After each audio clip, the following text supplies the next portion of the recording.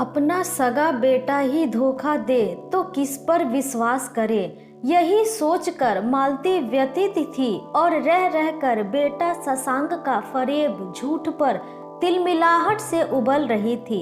एक तो उन्होंने शशांक की खुशी के लिए लव मैरिज करने की अनुमति दे दी थी।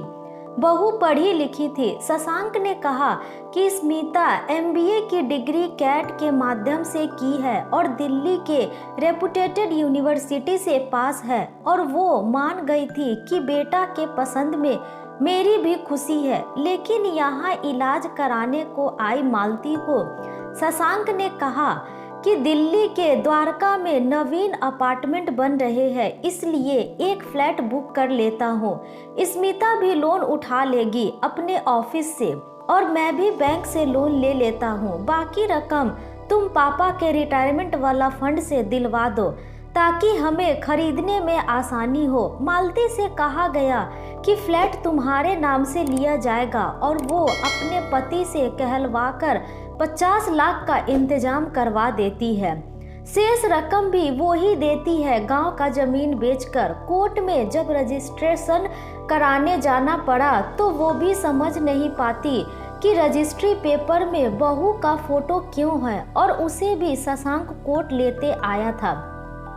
अंग्रेजी में प्रॉपर्टी के पेपर में बहू का भी फोटो देख मालती का माथा ठनका कि बहू का फोटो क्यों है। लेकिन उन दिनों करीब 15-20 साल पहले मोबाइल की सुविधा उतनी तेज रफ्तार में नहीं थी और लैंडलाइन फोन इस्तेमाल हुआ करते थे।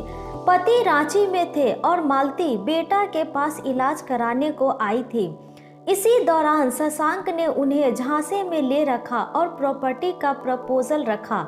वो पति से कह भी न सकी कि उनके साथ क्या हो रहा है, जो कि उम्मीद से परे था।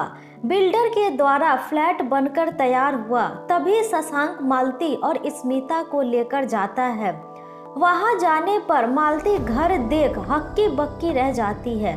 खरीदा गया घर सेकेंड हैंड था और वो फ्लैट नहीं बल्कि डुप्लेक्सन था। एक कमरे, डाइनिंग हॉल और छोटा सा बालकनी का ऊपरी नीचे तल्ला बना हुआ था।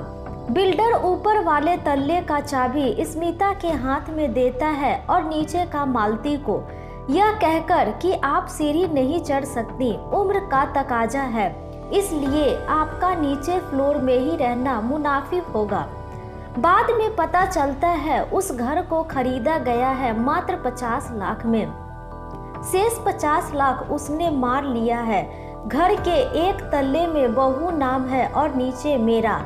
अब तो ठगी जा चुकी थी मालती। बेटा पर केस भी नहीं कर सकती थी, लेकिन यह घाव मवाद बनकर रीस रहा है। मालती अपने पति के पास है, लेकिन बेटा की बेईमानी और छल ने उनके हृदय को छलनी कर रखा है और वो उससे पूछती है कि उसने ऐसा क्यों किया। निर्लज शशांक का बेहया भरा दो टूक जवाब सुनकर अतिशय दुखी हो जाती है। ओह मम्मी, स्मिता को लोन लेना था, इसलिए घर के पेपर में उनका नाम देना पड़ा। बाद में उसका नाम हटा देंगे, लेकिन वो सब झूठ था। पता चला कि वो लोग अभी भी किराए के घर में है और डुप्लेक्स पर ताला लटका है। बहू की नौकरी छूट गई है और शशांक का बिजनेस भी घाटे में चलते बंद हो गया है। शशांक का फोन आता है, गिड़गिड़ाते हुए कह रहा है कि वो कर्ज में डूबा है, इसलिए मदद मांगा है। लेकिन मालती ने साफ मना कर दिया है, क्योंकि दूध का जला आदमी छाछ भी फूंक फूंक कर पीता है। फोन पर मालती यही कहती है कि दिल्ली में तुमने जो फरेब किया ना, क्या वो मकान मैं मरने के बाद ऊपर लेकर जाती, इसलिए तुमको मेरी हाय लगी है। कभी फोन मत करना हमें, और रांची वाला घर तुम्हारी बहन के नाम कर देंगे, कहकर काट देती है फोन। तो दोस्तों, यह थी हमारी आज की कहानी। आपको यह कहानी कैसी लगी हमें कमेंट करके ज़रूर बताएं। साथ ही लाइक एंड सब्सक्राइब करना ना भूलें। धन्यवाद।